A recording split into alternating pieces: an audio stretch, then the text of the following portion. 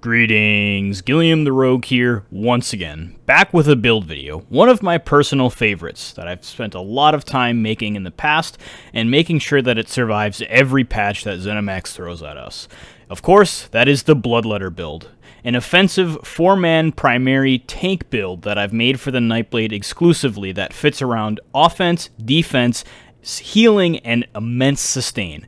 With the changes of Morrowind, we've lost a lot of power, but we're still extremely fun, versatile, and able to tackle many different aspects that I've talked about. We still have great healing, we can pull decent damage for a tank, and we have a lot of sustain, more than other tanks. So I made a lot of adjustments with gear, CP, a few ability changes, and such, and this video will aim at describing those things, as well as showing a quick little veteran dungeon that I did with some pugs. So what we're trying to do with this build is be versatile and be accessible, so it's not something that you have to be the greatest player in the world to make use out of.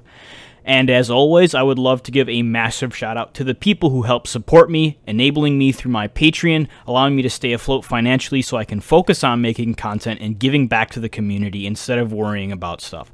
Really thank you everyone who pitches in, whether it is financially, in-game, out of game, whatever it is, even if it's just feedback, talking to me, giving me suggestions, or saying what you like or don't like about my videos. I take everything that you guys say to me into consideration, and I really try and meld my content and my future around that sort of thing. So thank you. But let's get into the video. Hope you guys enjoy. As said in the introduction, we are finally ready to be updating the Bloodletter build for the Morrowind patch. Thank you all so much for waiting so long. I know it's been a while, but there was a lot of bugs that prevented it, and I've been really doing my homework in terms of trying to figure out answers in terms of we lost a lot of sustain from the Siphoning Attacks change, which was the big reason why the Bloodletter was feasible before. So, starting off, as for race, Argonian, best race for a tank, healer, PvP build, anything. Argonians are really strong. The change to the resourcefulness passive that they have when drinking a potion is disgusting. They have so much sustain. Granted, it's on a long-winded cooldown, so it's not constant. But if you use it properly, you're going to be able to reset your fight pretty much. You're in a fight for longer than 30-40 seconds. Your resources are starting to get low. You drink a potion, you're back at full. So, really helpful. You're also going to have a bunch of magicka and health, both two extremely vital resource pools for the tank Nightblade, the Bloodletter in particular, because we're very offensive and we heal a lot too. So having magicka helps, having health helps. And then we also have percent healing done and received, which will double dip for ourselves because that'll stack. Any healing we do is healing done and received, so it gets that both of those modifiers, and then anytime we get healed, that's healing done, and then anytime we heal allies, that's healing received. So Argonian, this, no doubt about it. Now, you can get away with a lot of things as a tank. So Imperial's going to be really strong too. You're going to have an amazingly hardy stamina pool. Your health pool is going to be great. And then you're going to get a little bit of healing back when you deal direct damage or melee damage from the North Star passive. However, it's pretty weak. We have tons of healing in our kit. That's kind of overkill. Orc is another decent choice, as we're going to get a lot of health and stamina as well as healing done. The other things are kind of fluff, so I'm not going to really talk about that. Nord is really good for flat damage reduction. However, I feel like Nord still needs some love in terms of efficiency. Flat damage reduction won't really save your life in this game. It looks nice, but the amount of healing that we have access to in PvE and PvP, that 6% damage mitigation is really not going to make a difference in battle. So I would really like to see something done with Nords, but they are there. They have the health, they have the damage mitigation, so that's really nice as well. I personally am a Dunmer because I also do magicka DPS on this class, and we're going to get max magicka and stamina with this, plus a little bit of offensive abilities. So I really like Dunmer for being able to swap between optimal DPS race as well as being a tank. Again, tanks, you can pretty much get away with anything in the game. You do not need to min-max around that. As for Mundus Stone, we're going to have more options. If you really want to be more heal-based, so instead of being really tanky or doing a lot of damage, you can go with the Ritual. Your Ritual is going to increase your healing done. So anytime you heal yourself or an ally, you're going to be healing like crazy. I believe the base is 10 or 12%, and then with divines, it can get up really, really high. So that's going to be really, really powerful. It's going to affect everything, even proc sets. So that's really, really efficient, especially with this build. The other thing is you can go with Thief if you want to be a mixture of healing and defensive. It's going to give you that 11% crit chance if you're using Divines. However, I don't suggest doing that. It can go up to 16.7% crit chance. So again, that'll work with healing and damage. It doesn't matter if it's stamina or magicka based because it'll give us weapon and spell critical. So Thief is still a decent option, not going to apply to proc sets. And then finally, we can also use the Atronach Stone, which is going to give us Magicka regen. Since we can't focus as much on Magicka sustain this patch because we don't have Siphoning Attacks, I opt to go for Atronach because we've had to devote some of our abilities elsewhere, like I'm running Leeching Strikes now. I'm more focused on heavy armor than I was before, so I've lost some Magicka regen. I'm not able to get away with using Orzarga's Red Frothgar as easily anymore either, so I'm running Tri-Stat Food, so Magicka regen is important, so I really like Atronach for that as well. So Atronach is going to mean I'm going to be able to heal, I'll have Magicka to taunt, I can do a lot of abilities to be defensive, offensive, all that sort of thing. Again, we have options, so pick what you like. As for consumables, again, we're running Tri-Food this patch because max health has kind of raised in importance because stuff hurts like fucking crazy now. The changes to CP have made us tankier, however, in places, just like how difficult the Morrowind patch is for a lot of players, and this build revolves around being very versatile in terms of I can go into a group of underleveled players or underperforming players, people who aren't looking to min-max and stuff. We want to be a little bit tankier than before because we're not able to do as much self-healing permanently and be able to permablock and do all of the same things that we used to be able to before, because that nerf to Siphoning Attacks just means our overall efficiency is a little bit lesser, so we have to devote stats and gear sets to gain a little bit of that power back. So I want to be a little bit tankier this patch, that's why I'm running 30k health. You can probably even go up to 40k if you'd like, however, that's not really what this build is about, and this build isn't meant for trials, so you don't need to have the 40-50k health pool because you're not going to die to that stuff, because dungeons don't do as much damage as trials. So, dungeon build, meant for average player. You can use it in really high tier groups. I often solo heal / tank, so I can run with 3 DPS and pledges. It's really fun. So, our stats aren't really representative of like pure endgame min-max DPS or anything like that, not meant for trials. But it's still really fun. I love this build. It's what I use to tank pledges, and it's honestly something that I prefer tanking with. I don't like the Dragonite because everyone plays it. It's really, really good. Like, I love playing with them because they're powerful, all that, but I wanted something different with this. So that's why our health is a little bit lower, and it's why I'm not following that. That, and we don't have any abilities that scale with max health, so like the Dragonite or the Warden or the Templar has some of that stuff that kind of fit into the favor of HP stacking, while we don't necessarily. So we're running that. You can kind of get away with Orzarga's Red Frothgar, however, I really don't suggest doing that just because you lose a lot of stamina, and you want, since we lost Siphoning Attacks and Leeching Strikes is much weaker than the stamina return, we're going to want a hardier stamina pool so we don't run dry as quickly and that we can kind of recuperate. So I run 20k stamina at a minimum. You could probably get a little bit higher, but yeah, 20k. You also notice that I have about 10k less magicka than that last patch. That's because my gear is not optimal. I haven't gone through and gotten all shiny glyphs. I haven't golden my gear out.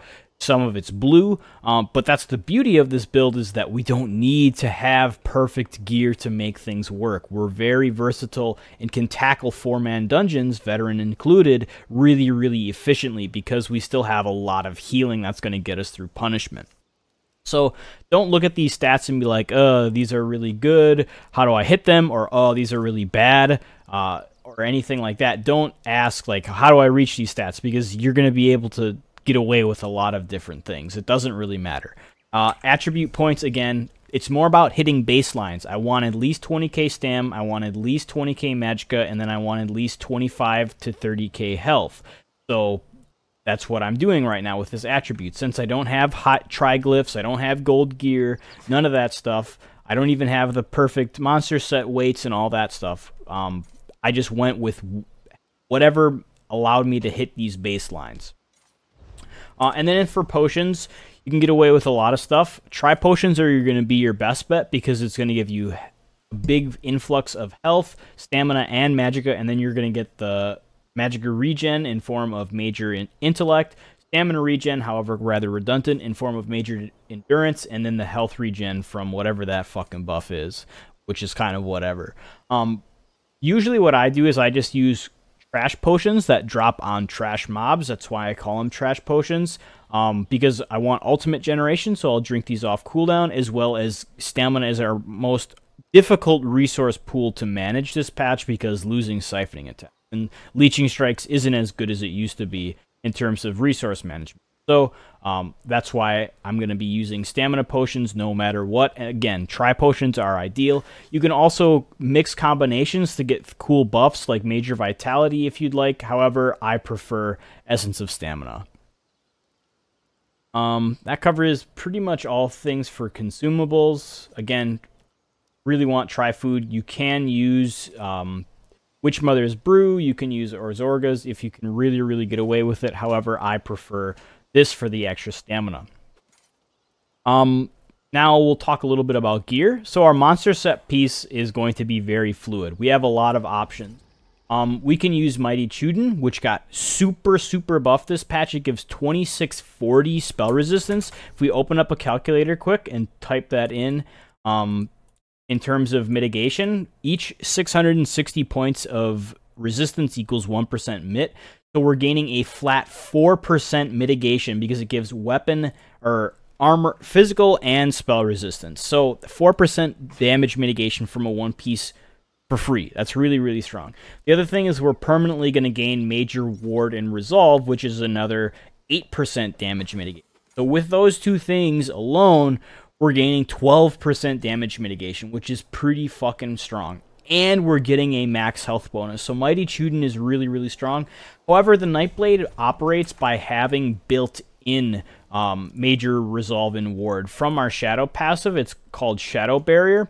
So it lasts 6 seconds at base, and then for every piece of heavy armor worn, it goes up to a 25% bonus. So if you're in 5, you gain 125, and if you're in 7, you gain 175. So that's going to last a really long time. If we look, if I cast my Refreshing Path, which lasts 11.5 seconds, I cast it, and my major buffs last longer than it now, which is super helpful. So if I'm not keeping up refreshing 100% of the time, I actually have a second or two before I lose that.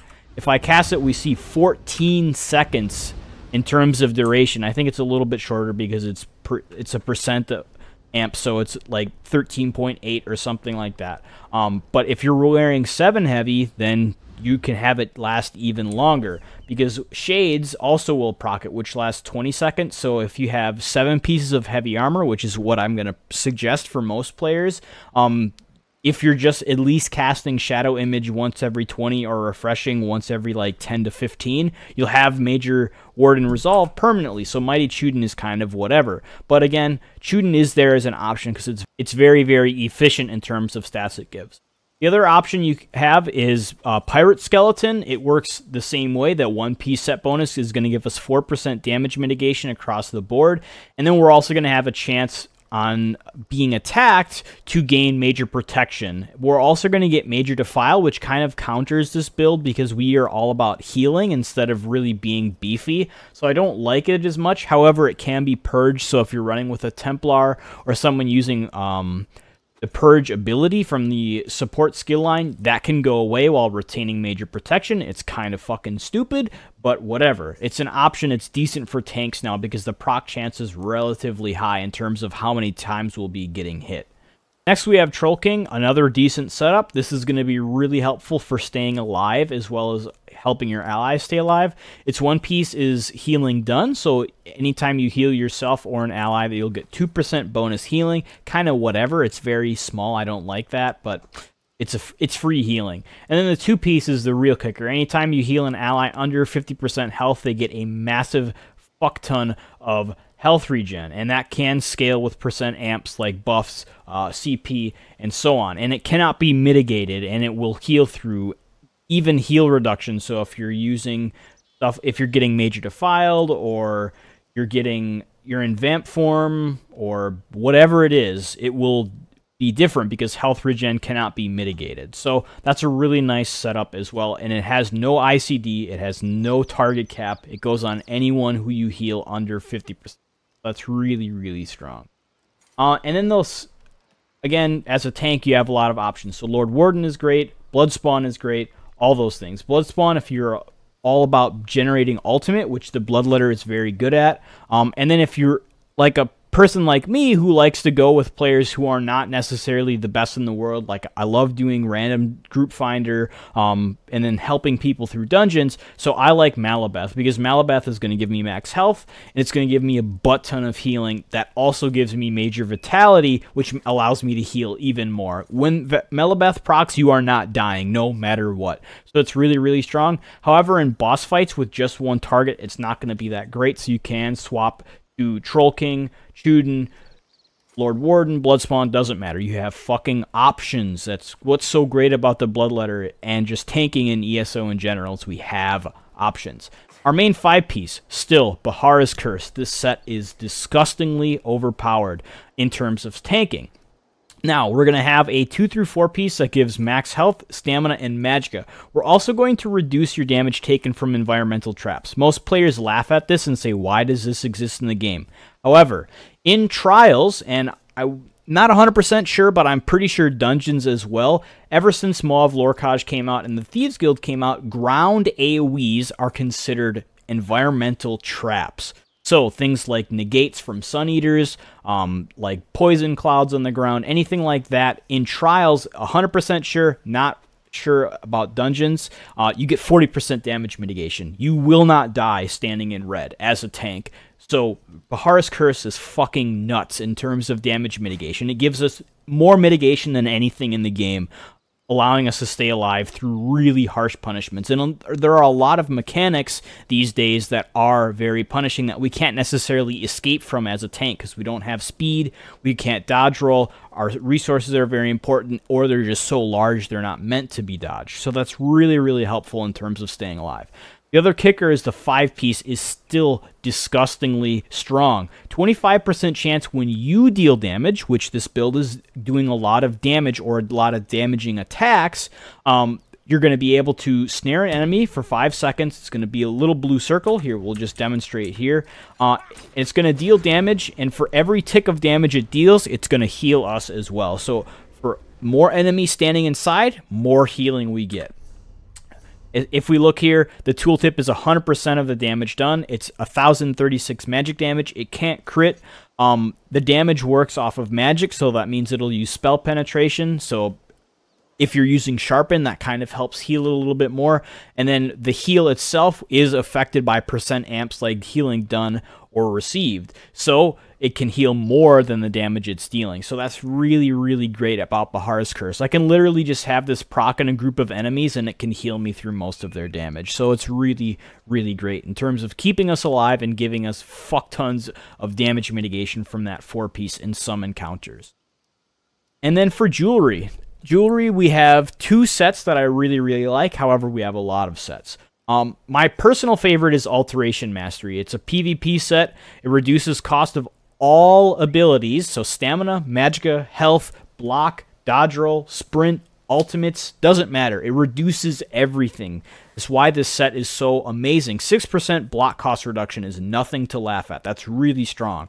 You get dodge roll, you get bash, you get stamina reduction, so taunting isn't as heavy. You get magicka ability reduction, so you can spam heals, you can deal damage, whatever it is, anything. And ultimates, and this build is all about ultimates too. We have crazy high ultimate generation, so having cheaper ultimates makes it even stronger. If we look, Soul Tether normally costs 150 ultimate. Now it costs 141 when I'm on this bar. So ideally you'd be double barring Sword and Board. We'll talk more about that when I get there. 200 ultimate goes down by 12. And then most importantly, Aggressive Warhorn, if you're playing with really good players, is normally 250. That becomes 235. So cheaper ultimates means you get more out.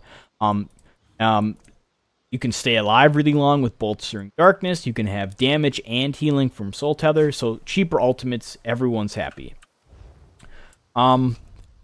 You're going to get a bunch of Magicka regeneration from this as well, which really helps sustain in terms of being able to consistently deal damage and heal, because most of our heals come from magic. Actually, all of them come from magic. So really, really helpful.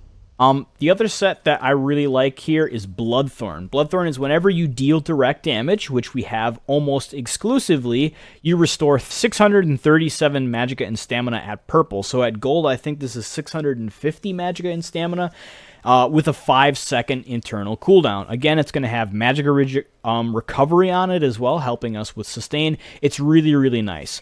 For the average player, Bloodthorn is going to be better because if you're not casting abilities off cooldown, if you're not utilizing the whole applicable power of Alteration Mastery by using abilities off cooldown, throwing out ultimates as soon as you get them, understanding those things, then Bloodthorn's Stamina and Magicka regeneration is going to be more powerful than what Alteration Masteries is going to save you. So Bloodthorn is really, really strong still, and I really, really like it for kind of being lazy. Alteration Mastery is if you're casting abilities off global cooldown, you're being very proactive in combat.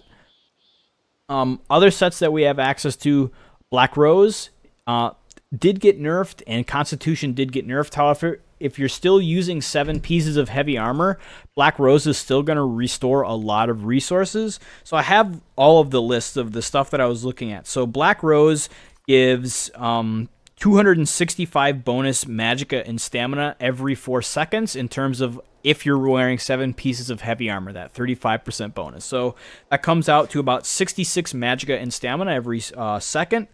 Ruins of Mazatoon has the Mazatoon set. I don't remember exactly what it's called, but whenever you drop below 30% health, you get a fuck ton of Magicka, Stamina, and health.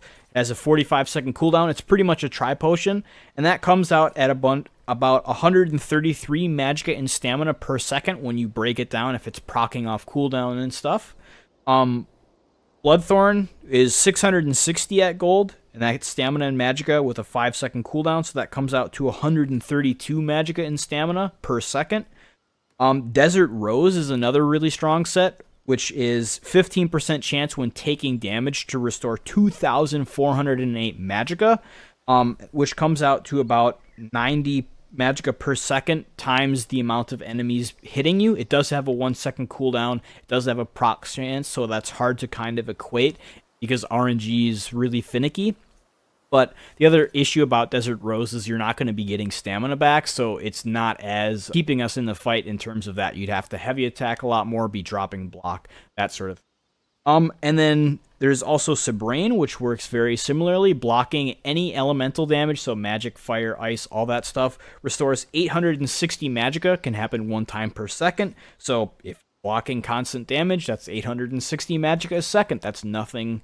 That's fucking nuts. So that's another thing, but again, no stamina regen. And then Alteration Mastery is 6% cost reduction. I did do a lot of math for this as well. I have my notebook here, or one of many, and in terms of what it saves me personally, prior, like my base cost for block before I put on any block cost reduction glyphs, I only had, I don't have any sturdy at the moment, unfortunately, so my base block cost was 1,002. Alteration Mastery took that down 60 per block, so you can block 4 times in a second, so that's saving over 200 stamina, or yeah, stamina per second if you're constantly taking damage. So that's really, really strong. If your my taunt went down by 90 stamina, that's really strong. My funnel health went down 108 Magicka. My sap essence went down almost 200 Magicka. So Alteration Mastery is going to save you a lot of resource, and it's mathematically the best set out there in terms of resource efficiency. If you look at the conversions, very convoluted, not really worth talking about. But Alteration Mastery is ideal, but it, again, requires global cooldown casting. Then you can use things like Black Rose, you can use Bloodthorn. We have options. That's the beauty of this build. Again, I've said it so many times before, we have options. So don't feel like you have to choose one of the things that I'm wearing. You can figure out what you like the most. Ideally, you're going to be running dual sword and board. It's going to be both Alteration Mastery or whatever set you're using. However, I don't have two sets of Alteration Mastery one-handers and shield. Alteration Mastery shields are disgustingly expensive. That's why I have a well-shitted shield. This is not ideal. Again, this build is not min-maxed yet, so don't expect to see anything super pretty, but we're going to be able to easily do content because it doesn't matter. So I'm using an ice staff on my back bar. Ideally, I normally would not suggest doing this, but this build is kind of about having fun. And the other thing is I want to make sure that I can apply Magicka Steel to help myself and my allies, because I can't rely on Group Finder, all of the healers in the world understanding what they're doing. I can give them advice. Some people take it. Some people really dislike being given advice, so that's why I have it here. However, if I am running in a group with a healer that is doing their job, then I can run double sword and board. I can run a resto staff and put something like rapid regeneration here to help group healing. I can put a damage shield with ward. We have options. Again, we have options. You can run double sword and board. You can run sword and board ice staff, sword and board resto staff. Those are the three combos I prefer. However, sword and board, dual sword and board is ideal. Especially if you're running Alteration Mastery, because that ultimate, like when I swap off to my back bar, my ultimate costs the base. So that is something to keep in mind, that ideally if you're running Alteration Mastery, you want that on both bars. So that covers gear. I know that was very long-winded, but I wanted to make sure that we talked about a lot of different sets. Again, as for traits, ideal, if you're running Bahara's Curse, you want Infused on everything. You can run Divines on the little ones if you can, but Infused is ideal because we want to ideally be running Hajeko runes, which are the prismatic enchants that give Magicka, Stamina, and Magicka, because those are all super important to us. So my stats would be crazy great if I had that, because I have mostly Infused. I do have a few Divines pieces, because Divines chest and legs, or Infused chest and legs, I have not been able to find. This set is very rare to come by in heavy armor, because you can only get it from heist dailies or the main story quest in the Thieves Guild. So if you haven't done that, I highly suggest doing it. You can make a lot of money off of it, or you can use it right away. Otherwise, Alteration Mastery comes from PvP. It's light armor, so you're going to have arcane jewelry. Bloodthorn comes from Daggerfall Covenant, or Glenumbra, again, arcane jewelry. Black Rose comes from Imperial City, has healthy. Desert Rose, Cyrodiil, and then Runes of Mazatoon, I believe, is also healthy. So most of our sets in terms of traits on our jewelry are going to be arcane or healthy. Arcane is preferred for this build. As for enchants, again, Hajeko on our body pieces, especially if you're running Infused. If you're not wanting to do that, then just kind of try and meet your health, Magicka, and stamina thresholds. Like, try and hit them so that you get at least 30k health, at least 20k stam, and at least 20k Magicka, and then just kind of play around with whatever you like after that. Ideally, you'd have 30 here, and then you could run sturdy on your helmet or Infused, because block cost is pretty high this patch. So sturdy is very, very, very powerful and really helps bring the cost of block down. So 2 sturdy here would be great for most players. However, I'm able to get past a lot of my sustain issues, so I run 2 Infused because I like having those big fat resource pools. As for jewelry, enchants, I have currently 1 block cost reduction and 2 Magicka regen. You could run 3 block cost reduction. You could run 2. It doesn't really matter. You can kind of play around with this. The 3 things you want to choose from are Magicka regen, Magicka cost reduction, or block cost reduction. Those are the 3 that I really suggest. So you could do 1-1-1, but I'm just doing 2 Magicka regen and then 1 block cost reduction. Enchant on weapon. Infused is the best trait for a tank, and then on our back bar you can have defending or something, but infused with a crusher enchant. That's going to help increase your group's DPS astronomically. Just make sure you're always light attacking at least once every 5 seconds to make sure that's going off on cooldown and it has 100% uptime. As for shield, infused or reinforced. Reinforced is ideal. Infused is also very strong with the Hijeko enchant. Again, back bar, ideally you would be running another sword and board. You'd probably want defending. You could run powered. You could run precise. Your back bar has a lot of options. Don't worry about it too much. So that covers gear. That was very long-winded, but again, we have lots of options. Now we're talking about abilities. So our front board, sword and board, which is our primary bar. Pierce armor, this is to ensure major fracture and breach is up 100%, and we can taunt our enemies. It lasts 15 seconds, the taunt, but the debuff lasts 12, so cast it every 12, or maybe even every 10. Just keep in mind, if there are 2 players using taunt in a group, if you taunt an enemy 3 times collectively between either of you, doesn't matter if you're taunting 3 times and they taunt once, or they taunt 2 times and you taunt once, taunt 3 times in 15 seconds, the boss will become immune to taunts for the next 15 seconds, and if you cast a taunt on him again, it'll refresh.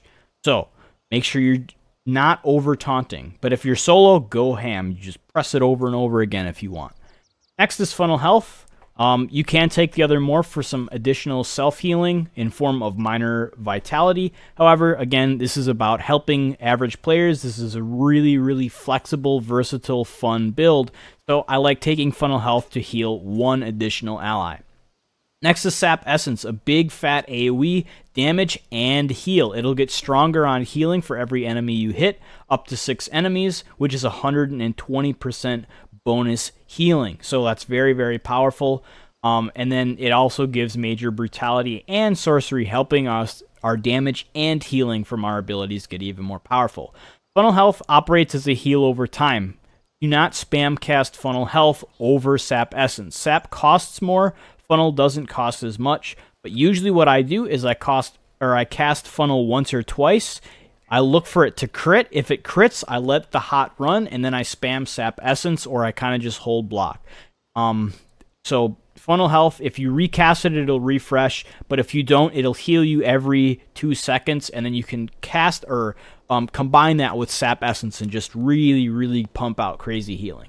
Next is Absorb Magic. This is here for 8% block cost reduction and damage mitigation. Comes out to 4% damage mitigation while blocking.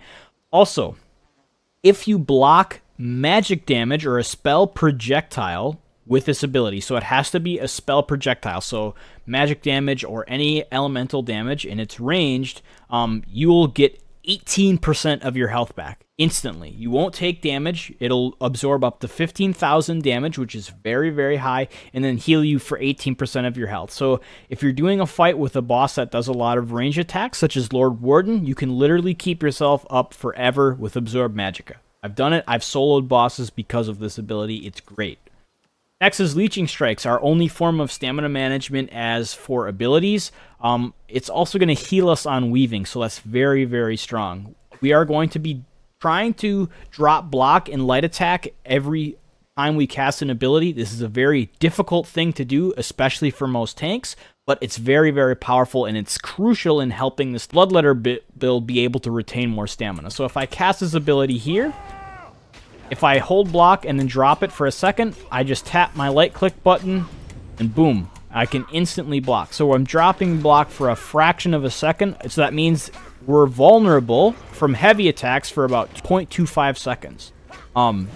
So be careful. Don't do this if a boss is heavy attacking you or a mechanic is happening. But if you're just fighting like 10 enemies and they're not really doing anything, this is how you should be playing. You should be alternating left click, right click, left click, right click, left click, right click. Is left click is your light attack, right click is your block. So you just tap them in succession. You just go back and forth, because you can't light attack while blocking, so you have to drop it. So that's why you alternate between. And then after duration or recasting, you'll get a fuck ton of stamina back. Very, very helpful. But next is our ultimate. I use Soul Harvest here for ultimate generation. Anytime you get a killing blow, even though we are a tank, you get 10 ultimate. Even though we're a tank, we're going to be getting killing blows. It'll happen. If we get one killing blow, running Soul Harvest is worth it because that's ultimate generation you wouldn't have been able to get otherwise. So very strong. The other reason is because we want an assassination ability on this bar so that we get 10% crit hit damage, which will apply to healing. Furthermore, we are also going to grant our allies minor savagery, giving them 3% weapon crit whenever we crit, which we will be critting decently enough because we have a lot of attacks. So if you're running with a stamina build, you're going to help their DPS out a lot. On our back bar, ideally, again, this is going to be a sword and board. However, it can be ice staff or resto staff. First slot, range taunt, inner rage. Ability is amazing. It taunts, it deals damage, it gives chance for your allies to activate one of the best synergies in the game, Radiate. I can't speak highly enough of this skill. It's very, very powerful. It does cost a lot of magicka though, so be careful. The reason we take this morph is for extra synergy chance, and because that way we have a stamina taunt and a magicka taunt. Next is Shadow Image. This is our form of minor maim. It's also going to allow us to proc our Shadow passive. It's going to give us health for slotting. It's really easy to keep up. It lasts 24 seconds because every time the shade attacks, it applies minor maim. You can use Dark Shades. It'll last even longer because there's going to be 2 of them, so minor maim is going to be up much more. I take Shadow Image because it's fun. This is not ideal, but you can kind of move around the battlefield with it, and it'll range attack. That means you can apply minor maim from a distance. And then, like, once I'm pulling a large group of enemies, I can teleport back to my allies where all of their ground AoEs are, and then everything will come to me. So it's really good in helping positioning and maximizing DPS efficiency of your group. Next is Refreshing Path, an amazing AoE dot that also heals you and up to 6 allies standing in it. It's going to give you major expedition as well, helping us move around more when we're blocking. So really, really great skill. I try and keep this up off cooldown, or up off duration rather, so that we permanently keep up major ward and resolve while also healing us, damaging enemies, and healing our allies. This ability is fucking great. Next is our flex spot. If we're running sword and board, you're going to want to run Absorb Magic here to help block cost reduction. You can kind of put whatever you want there though, so if there's another ability you like and you haven't seen it on here, slap it on. If you're running a Destro Staff, you can run Elemental Drain. This is going to help if your healer isn't doing their job, or if you're solo and you want to have some sustain. Minor Magicka Steal is monstrous. It helps everyone. Healers, tanks, it doesn't matter. If you're dealing damage, you gain the effect. Very, very strong. As for other options in the skill line, you can also use Ice Wall of Elements, Elemental Blockade. That'll kind of help lock enemies in place because chilled enemies will be set immobilized. So kind of nice. It does help DPS. And then if you're running a Resto Staff, you're going to want to take Rapid Regeneration from the Restoration Staff ability. It's a really long-winded heal over time. It heals a lot even though we're a tank, and you can cast it twice if you're in a group of 4 players and all 4 players get it. So it's really, really helpful. Again, flex spot, you can kind of put whatever you want there. Ideally, double sword and board. Next is Mirage. This is our form of major evasion. It's also going to give us minor resolve in ward for the duration, as well as granting that assassination passive. So we're getting 10% crit hit damage, and whenever we crit on this bar, we can give our allies hemorrhage. Next is our casted ultimate, the one that we'll be using actually. So for most groups, I prefer Soul Tether because this means I can deal damage to enemies, I can stun them, allowing my allies to deal more damage to them, as well as healing myself monstrally. I can keep myself alive through almost anything with this ultimate because I gain so much healing. However, if I'm taking a lot of damage and so are my allies, I want to use Bolstering Darkness. It gives me 60% damage mitigation, and it gives my allies 30% damage mitigation in form of major protection. You're not going to die with Bolstering Darkness up. It's disgusting. And then ideally, what I'm going to be doing is, if my group understands how to play the game, very, very efficient with DPS, everyone's doing their job, then I'm going to use Aggressive Warhorn. Minor toughness, giving everyone 10% max health. They're also going to give them max stamina and magicka, helping their DPS tremendously. And major force. The real powerful part is giving 15% crit hit damage for almost 10 seconds. This ultimate is the best thing in the game for enabling damage. This is what I really, really like doing. However, not every group can make use out of it, so we have options of Soul Tether, which is what I usually do when I'm pugging dungeons in LFG or just going through zone and trying to have fun with people.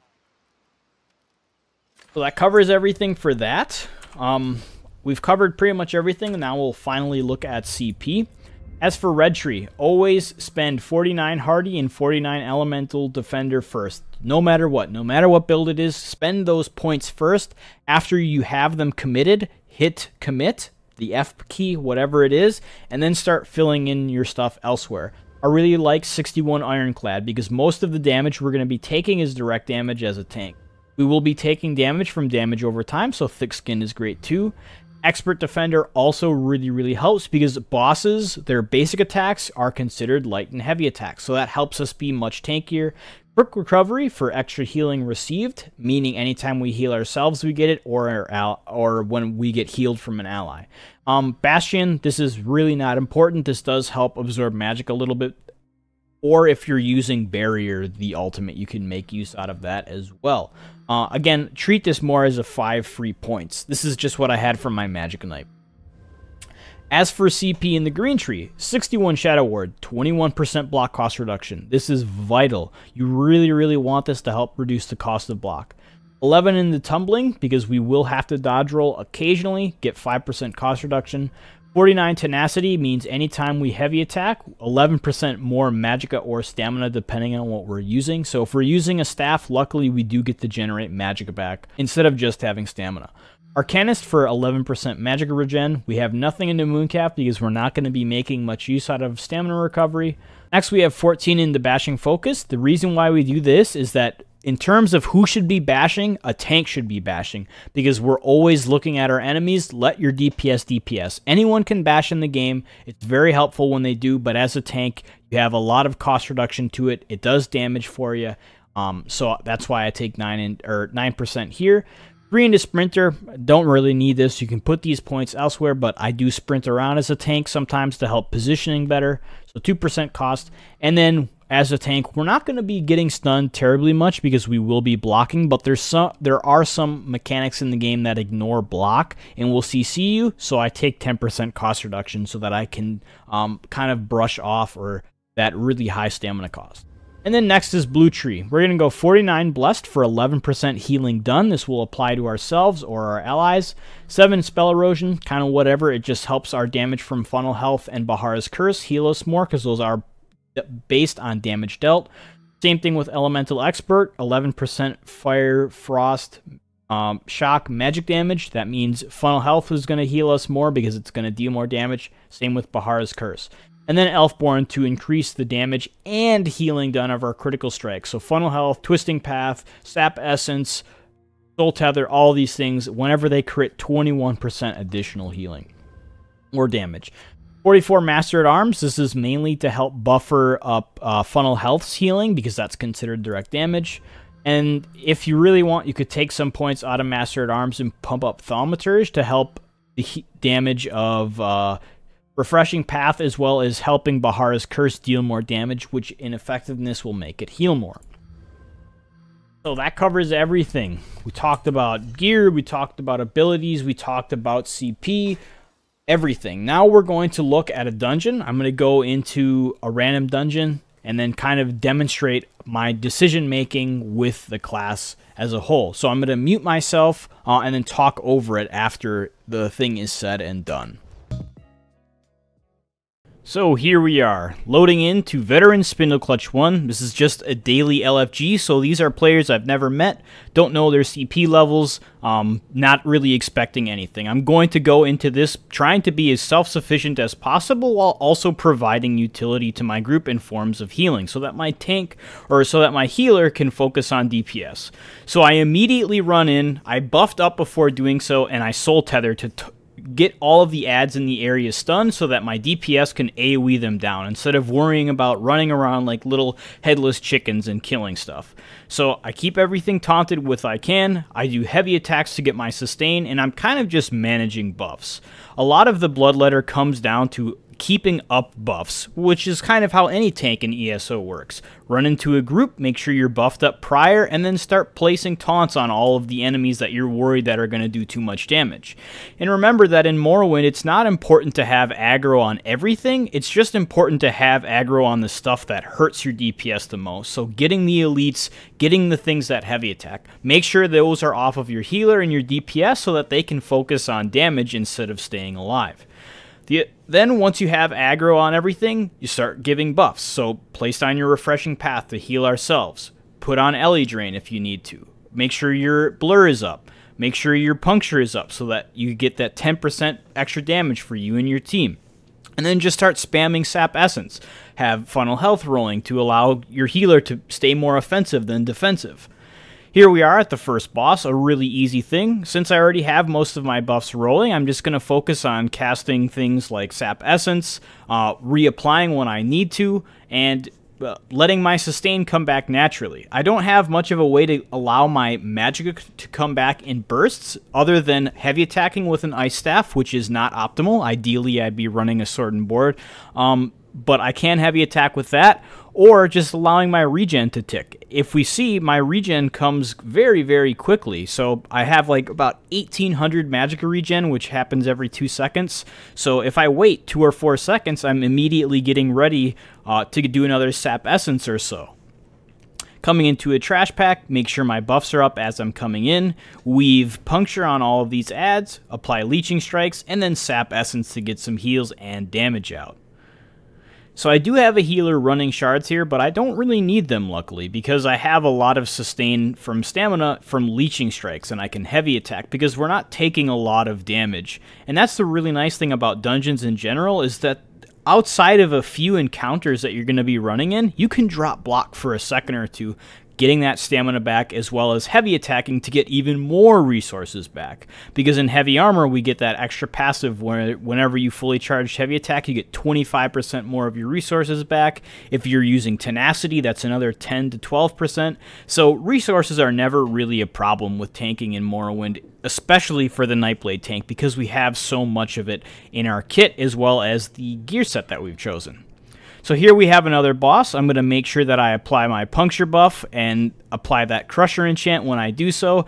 Apply my ground AoEs such as Refreshing. All my buffs are up. And then I'm just spamming Sap Essence and Funnel Health when I need to. Soul Tether because some adds came up so that I can just stun them, allow them to die to their AoEs or my friends' AoEs, and then go back into reapplying buffs as they fall off. Luckily, we don't have any terribly short cooldowns or short abilities, so like I think the fastest thing that runs up is Twisting Path, which is about 11 seconds, and it also gives us our major ward and resolve, so where we get 8% damage mitigation from. Luckily that lasts about 14 to 15 seconds, so you don't have to keep up refreshing permanently, but still it does damage, it heals you and 5 nearby allies, and it gives you major expedition. So it's a really great tool that you should always be revolving around. Alright, is my refreshing path up, or do I need to recast it? Make sure you're hitting as many enemies as possible. Maybe if your allies are being more ranged, target towards them instead of just placing it on adds. A lot of the Bloodletter strength comes from the ability to change up relatively easily. Since we have so many resources, we can kind of have fun casting abilities instead of sitting there just holding block. We have a lot of dynamic gameplay elements that allow us to increase the efficiency of the group in form of either healing to allow our healers to deal damage instead, or in form of just dealing damage ourselves, as we do notice that I'm pulling roughly 10 to 20% of the DPS per pull as a tank, which is pretty damn impressive. More quick bosses. A lot of this stuff is pretty easy. Even though we're on veteran, we're able to clear through this stuff because my healer is able to focus on damage instead of healing because we have so much of it from myself alone. Here we have another big pack of enemies, so I'm going to start with the heavy attack, taunt 1, and then start using inner rage to generate aggro on other things. Soul tether the large clump of adds so my DPS can just do some fat AoE, and then worry about getting the stragglers after that. Now, if you're really trying to maximize efficiency, try and pull ranged targets first with your ranged taunt or a nice staff heavy attack, and then use your shadowy disguise to kind of lure them around the corner and then teleport to do so. So then you'll be able to pull everything nice and close. Here, that's what I'm trying to do. I taunt all of the important adds, and then I move around the corner so they all stack up on me, and then my group is able to easily clear them. Here we get a little bit of server lag because there's been a lot of that lately, but it's okay. We have so much healing that it doesn't even matter. Make quick work of them thanks to all of our heals as well as the DPS being able to focus on dealing damage instead of keeping themselves alive. We have another group of enemies. I'm going to taunt the mages and then stun them all so my DPS can focus on killing instead of worrying about them moving around. A lot of simplicity with this build. You don't even have to keep casting abilities off cooldown, so if you're a little bit slower, don't worry about spam casting sap essence and stuff. Just make sure your refreshing path is down, make sure leeching strikes is up, and maybe do a funnel health here and there aside from taunting your enemies. Because we're still going to have tons and tons of healing. We have Bahara's Curse, which passively heals us. Malabeth procs can passively heal us. You have Soul Tether for whenever you need it, or Consuming Darkness if you want to run that instead, or Aggressive Warhorn too. You have a lot of options as a Nightblade tank, so you can always figure out what you like most instead of just following what I do in this video. Here I think about using Aggressive Warhorn, and then I'm like, oh yeah, this boss does a lot of damage, and these guys probably aren't too keen on the mechanics of it. Someone activates hard mode, which makes the boss do even more damage, which means a lot of these guys are going to die to one-shots, because this boss has very poor telegraphs. But it's okay, I have Consuming Darkness, and I have enough healing that even if they do go down, I'll be able to survive so that my remaining teammates can recuperate. Before we do so, I make sure to generate some ultimate by spam casting my siphoning abilities because that gives us a bunch of ultimate. Drinking potions off cooldown makes sure we get another 20 ultimate whenever we do so. And now I'm ready to pretty much cast the Consuming Darkness as soon as I pull. So I'm going to pull with Inner Rage, place down all of my dots and buffs, and then go into casting Funnel Health and all of that great stuff. Heavy attack for some resources back, even though I don't really need to. But this boss doesn't focus too much on us. She's going to do a lot of AoE mechanics. I drop a Consuming Darkness to demonstrate how tanky I am. Unfortunately, my allies run out of it, and that means that they're going to die. Our healer starts to take damage, so I move closer to him so that I can give some healing over time. And then I focus back on the boss. I dodge roll her nasty heavy attack that she does because that will ignore block, and then CC break the stun and move out of range. Make sure I taunt again with Inner Rage to prompt that synergy for my group so they can do more damage, and then another person dies, but it's okay. I'm able to just out-heal all of her damage while my team focuses on getting themselves back up and getting into position. Here we get pulled in again. This time I'm going to dodge it because I don't have Consuming Darkness ready, but it's going to come up soon. Another person goes down, and another person almost dies, but luckily I drop Consuming Darkness just in time, give him some sap essences with my refreshing path, and he immediately goes back to full. She's about half health now, so fight is almost done, because once we get into execute, it'll be a little bit faster. Now our allies have finally started picking up on dodging stuff. Here I'm taking a lot of damage because I forgot to dodge, but it's okay. Malabeth procced with a refreshing path and I instantly healed myself. My healer is able to just do their own thing while I can just take care of myself. So that's the other really nice thing, is if you fail to dodge a mechanic or something in this game, as the Bloodletter build, you're super forgiving. We have a lot of room for error because we just have so much passive healing that it's okay if we make a mistake or two. You notice whenever my Malabeth procs, it's like I don't take damage at all. Here my healer gets stunned, so I run over to her, give her some sap essences so that she can survive the dot, and then place a Consuming Darkness so that no one dies. And we're already done. extremely quick thanks to just the amount of healing that I had access to, so everyone could focus on damage instead of that. Here we see all of the achievements just to showcase, yeah, we got no death, or not no death, we got speedrun, it was veteran, all that good stuff. But yeah, the Bloodletter in action. I know it wasn't the hardest dungeon in the world, so maybe in the future I'll upload some of those, but let's talk more about the run and all that stuff. So there we saw the Bloodletter in action. Resource management was pretty damn strong. I mean, it wasn't as good as it was before, but whose is? Morrowind was really brutal and hurting everyone, but still, we pulled things through. Alteration Mastery really helped in terms of being able to spam cast. The only time my Magicka was getting low was when I was spam casting Sap Essence. But since I was running a Ice Staff on my back bar with LA Drain because my healer wasn't, I was able to get resource return relatively easy. Maybe launch off a heavy attack as I pulled things to kind of help taunt. You have options, and it really helps sustain. And even if I didn't want to do that, I don't have to spam cast Sap Essence. With just Refreshing Path, Funnel Health, and Weaving with Leeching Strikes, I'm able to get insane healing. Like if we do a tiny little parse here and look at my HPS with just those three things, I'm just going to cast that, cast this, and then cast that, and then just light attack. Look, my HPS is fluctuating almost about 4K. Recast, and then go back into light attacking. And then I can even mimic what it's going to look like when I'm blocking. It's really easy. And that's just with those attacks. I'm over 4K healing per second with just myself. And I have the ability to heal one other ally with Funnel and anyone standing in my Refreshing. And then if I want to take things to the next game, then I can start spamming Funnel here. Or Sap Essence. And I'm able to out-heal almost any damage I take. My resources getting low? Alright, we'll then just go back into blocking. We'll regen it naturally. So the Bloodletter is still doing really great, especially in 4-man dungeons where it was always shining. So don't feel like you can't play this build anymore. You just have to make a few adjustments to gear and you're ready to go. Again, Alteration Mastery is great, but Leeching or Bloodthorn is still really strong. But if we look at parses, so if we look back, the Whisperer, I did 5,300 DPS as a tank. That's not bad.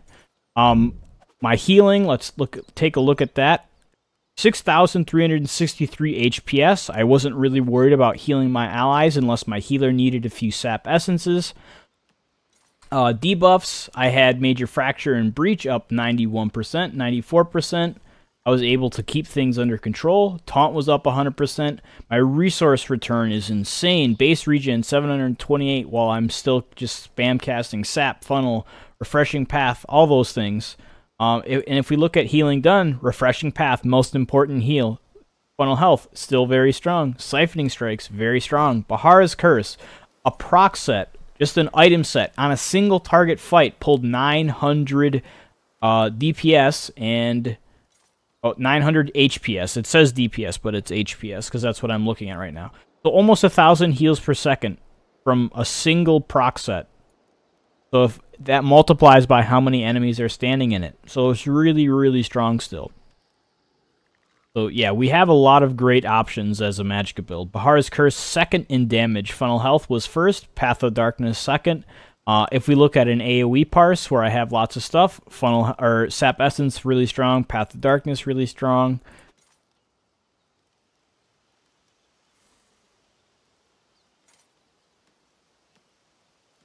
And those weren't with players with min-max builds. I think the healer was CP capped, and then everyone else was about 400 or 300. And again, I don't need my teammates to be really that great in order to clear dungeons. And this build still works really well on harder stuff like White Gold Tower, Imperial City Prison. I've done Ruins of Mazatoon with it. I've done Cradle of Shadows. I've done all of the dungeons with it. So don't feel like you're not going to be able to do some of the harder stuff. So Bloodletter's still kicking it, doing really well, having fun with the build, which was the most important part for me. So hope this has helped give you an idea about what to do to help fix your Bloodletter build. If you're looking, this is your first time seeing it, it's my favorite tank build in the game. It's something very different than the tried and true DK tank. It's not as meta because it's different. It doesn't operate by buffing your allies the same way. It works by being self-sufficient. Resource management, sustain, healing, damage. It has a lot of everything. So that was the Bloodletter build. Hope you guys have enjoyed. If you have feedback or comments, make sure you leave them below. If you'd like to see specific gameplay with the Bloodletter build or just in general, let me know. I would love to start dipping my feet into giving feedback and kind of helping give tips in those dungeon areas and whatnot as well. But again, hope this has helped and hope you guys have enjoyed. See you guys around. If you've liked the content in this video, consider pledging at my Patreon. The community's interest and support ensure that I can keep making content as well as looking for ways to improve. To those who already have, I truly appreciate all the support, discussion, and encouragement you all give. You are amazing. If you have feedback for this video, drop a comment below, give me a thumbs up or a thumbs down, or subscribe to the channel. Other than that, I will see you guys next time.